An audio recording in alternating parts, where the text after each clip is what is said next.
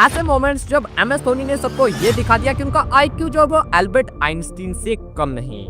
I agree. Number 10, ऐसा कहा जाता है कि क्रिकेट ग्राउंड पर जो विकेट कीपर होता है उसे फील्डिंग एंगल सबसे अच्छे से पता होते हैं और वो फील्डर्स को बिल्कुल सही पोजीशन पर खड़ा कर सकता है। लेकिन भाई MS धोनी एक ऐसे विकेट कीपर थे जिनकी इस मामले में सिक्स्थ सेंस भी काम करती थी, क्योंकि धोनी ने कई बार फील्ड पोजीशन के चलते पूरे मैच को बदला है और ऐसा ही कुछ IPL के इस मैच में भी हुआ। CSK और MI का मैच था जिसमें कायरन पोलार्ड ने सामने की तरफ एक छक्का जड़ा और फिर धोनी ने पोलार्ड के सामने एक ऐसी जगह फील्डर को खड़ा कर दिया जहां आप यूजुअली फील्डर को कभी नहीं देखते। धोनी ने शिवम दुबे को बिल्कुल पोलार्ड के नाक के सामने स्ट्रेट बाउंड्री पर खड़ा कर दिया और पोलार्ड को चैलेंज करा कि चलो अब इस फील्डर को टपा कर दिखाओ। पोलार्ड ने भी इस चैलेंज को एक्सेप्ट कर लिया और उस फील्ड को टपाने की कोशिश में सीधा उस फील्डर के हाथों कैच दे बैठे। लिटरली भाई उस फील्डर को 1 इंच भी आगे या पीछे नहीं होना पड़ा और पोलार्ड को धोनी के बिछाई इस जाल में फंसकर वापस जाना पड़ा।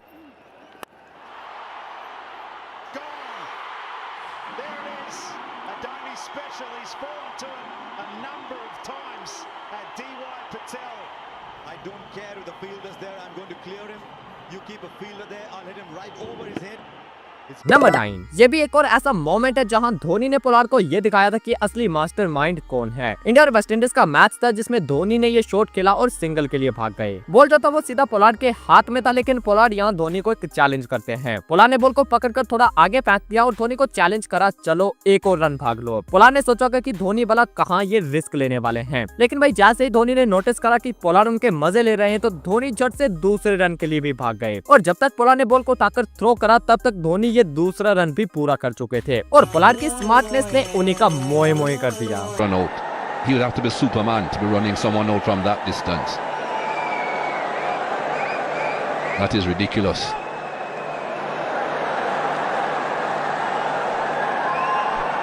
The throw didn't suggest that he was looking for a run out, was it? It was lobbed up in the air. भाई एक बात तो आप भी मानोगे कि रन लेते हुए MS धोनी की स्पीड को कोई भी मैच नहीं कर सकता था, क्योंकि जहाँ सिंगल होता था वहाँ धोनी डबल भाग लेते थे और जहाँ डबल होता था वहाँ कभी कभी ट्रिपल और कभी कभी जहाँ रन होता भी नहीं था वहाँ भी ये कहीं न कहीं से रन निकाल लेते थे। और ऐसा ही एक मोमेंट ये भी है। इंडिया और इंग्लैंड का मैच था और धोनी ने ऐसी जगह दुक्का भाग लिया जहाँ एक रन भी लेना मुश्किल था। जिमी एंडरसन की बॉल धोनी के पैर से टकराकर सीधा विकेट कीपर के हाथ में चली गई और विकेट कीपर ने बॉल को पकड़कर सीधा स्टंप्स पर थ्रो कर दिया। अभी तक तो धोनी ने रन लेने का सोचा नहीं था, लेकिन जैसे ही कीपर ने डायरेक्ट हिट मारी तो धोनी को सिंगल लेने का मौका मिल गया और उन्होंने सिंगल भाग लिया। अब बॉल जो था वो विकेट के पास ही रुका था, लेकिन विकेट कीपर अभी तक वहीं लेटा था और बॉलर जिमी एंडरसन वापस अपने रन अप की तरफ बढ़ने लगे थे और ये देखकर धोनी ने यहीं से दूसरा रन भी भाग लिया, क्योंकि जो बेल्स थी वो पहले से गिर चुकी थी और अब उन्हें रन आउट करने के लिए कीपर को स्टंप्स निकालने पड़ते और बस धोनी ने ये सारी कैलकुलेशंस करके झट से दूसरा रन भी पूरा कर लिया और जहाँ एक रन भी नहीं था वहाँ 2 रन आ गए।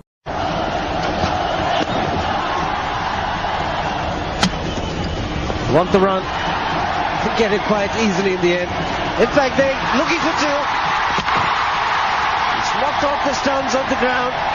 Is it being referred? This is sloppy work from England.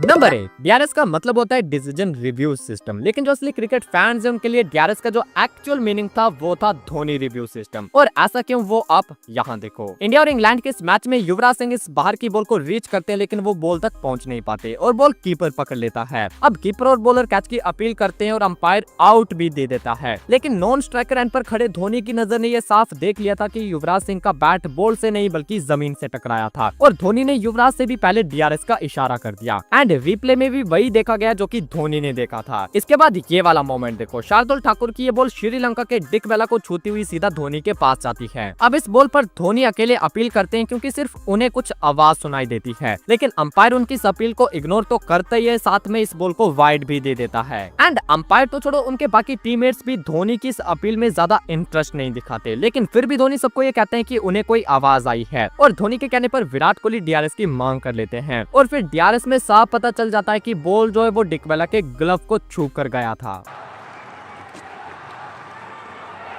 They've all gone up together. Oh, he's called it a wide. I think it's come off the thigh pad, to be honest. There was just some sort of a deflection. They're all gathering. Oh, and he's gone for a DRS. Virat Kohli.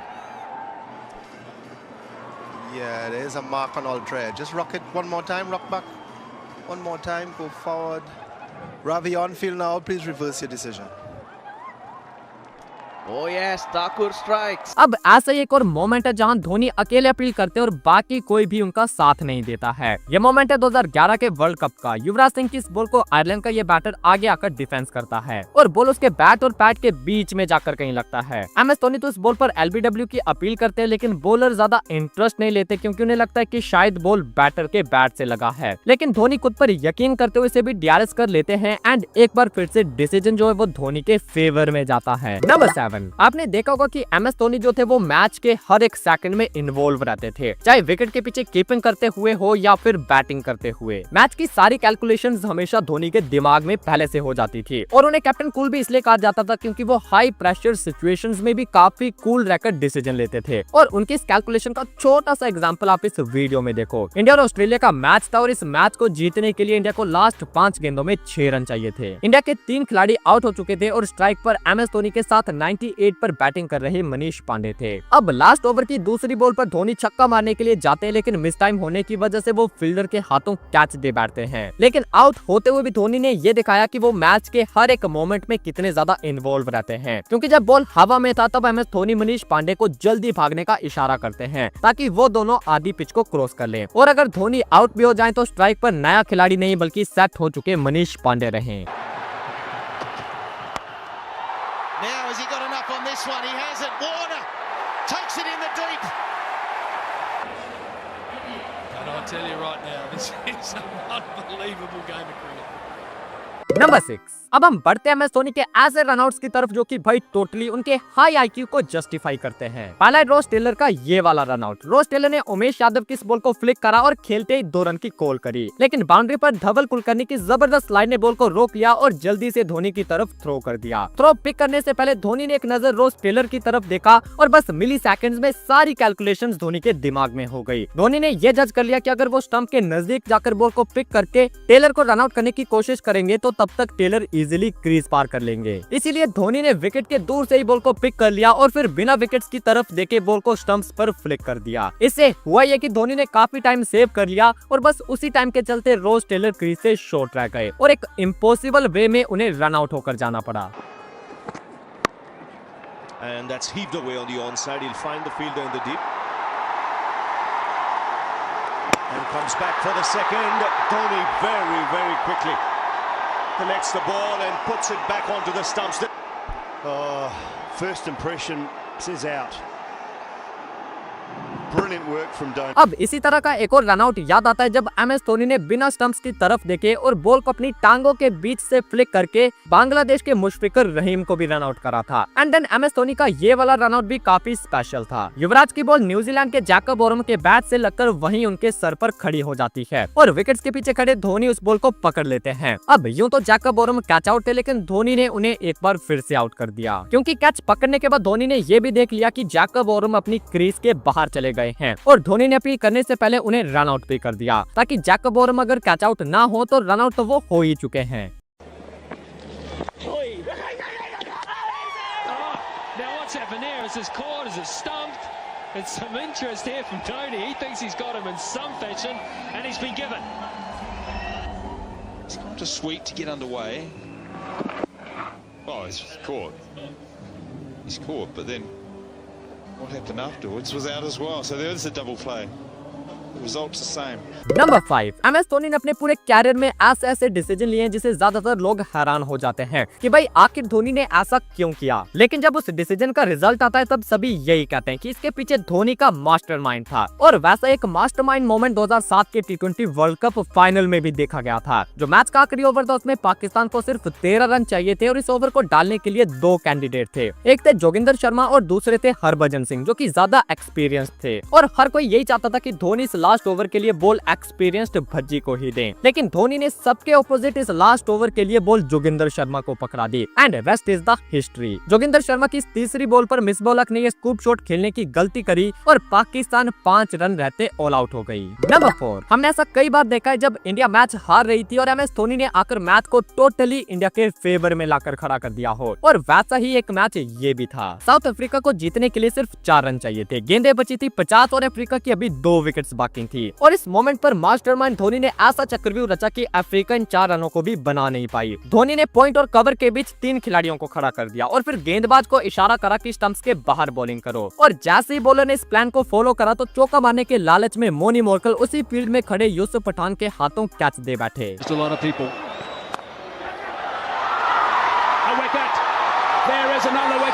इसके बाद Africa की आखिरी wicket बची थी और जब Wayne Parnell strike पर आते हैं तो धोनी एक बार फिर से उन्हीं फील्डर्स को थोड़ा पास आने का इशारा करते हैं। एंड अगेन मोनी मोरकल की तरह वेन पार्नेल भी वही पॉइंट पर आगे आकर खड़े युवराज सिंह के हाथों कैच दे बैठते हैं और इंडिया एक हारे हुए मैच को सिर्फ 2 रनों से जीत जाती है। Goodness me! Wow, this is extraordinary. That is it. It is sensational stuff here at the Wanderers. Parnell cannot believe what's happened. The celebrations have begun for India.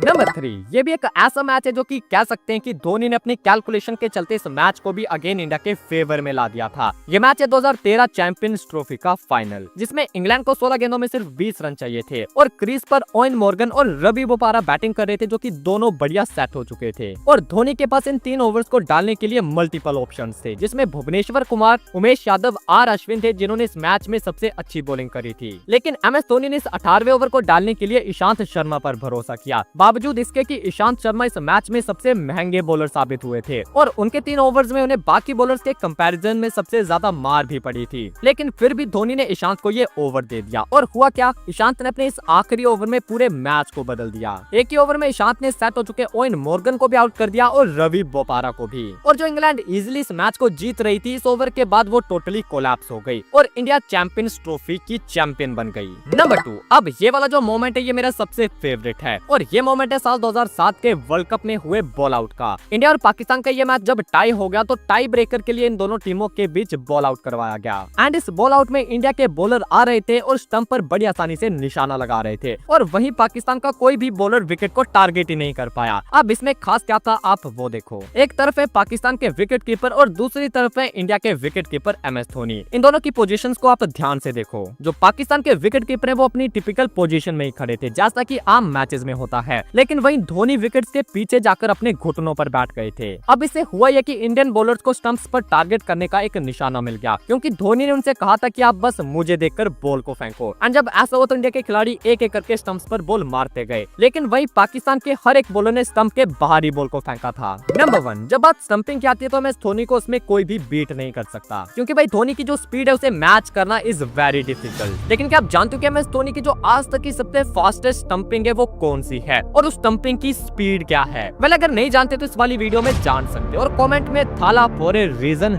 जरूर लिखना।